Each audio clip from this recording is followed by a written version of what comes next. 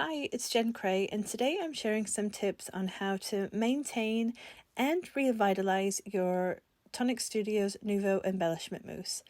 So I've got 3 pots here, and this is for demonstration purposes. So the first pot I have is brand new. The second pot is one that's been slightly neglected, and the third pot has been ridiculously neglected, so it's super hard. So today I'm going to be talking about the way that I maintain my embellishment mousse, and that is with distilled water. So there is a huge difference between distilled water and regular water. Distilled water is purified and prepared through a process called distillation, and basically that removes almost all biological, organic and inorganic contaminants within the water. So the water will contain virtually no solids, minerals or elements, and it's like 99.99% pure. If you use distilled water with your embellishment mousse, then you are not going to be putting any contaminants in them through the water. However, you could be putting contaminants in through your utensils and your tools that you use, or your fingers. So never put your fingers inside the mousse. When you're using mousse, never put it back inside the container. And I tend to clean my utensils with alcohol wipes, or just plain alcohol on a paper towel. And that ensures that I am using clean utensils with my mousse, and I'm not going to put any contaminants inside of it. So the first mousse that I'm going to be revitalizing is the one that's just slightly neglected. So I can still get my spatula in there, although it is quite crumbly.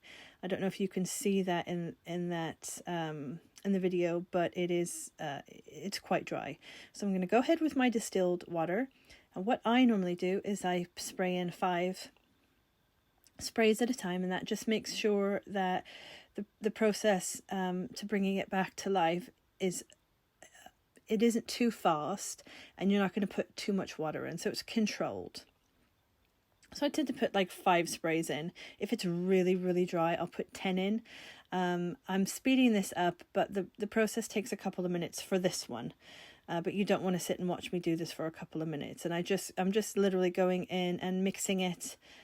You do have to take your time, and the spatula that I'm using there is quite a rigid one. You want one that's quite strong, but you can see there in a couple of minutes that's completely brought back to life. Now I'm just going to show you what the new one looks like compared to the one that I've just revitalized, and they're basically the same thing.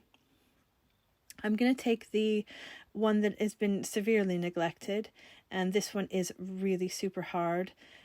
Sometimes they are past the point of no return, and you can't bring them back if they're just too hard. This one, I'm not sure. I'm gonna try. After I've sprayed it 5 or 10 times, then I can tell that this one's going to be able to be revitalized. So I'm just carrying on spraying 5 at a time, and this does take me about 7 or 8 minutes to get this one right. So you have to persevere, and you have to carry on using the spatula and mixing and it just it will bring it back to life. It brings all the creaminess back, and you will be able to see very shortly that it is looking really good there. So I'm pretty happy with that consistency now.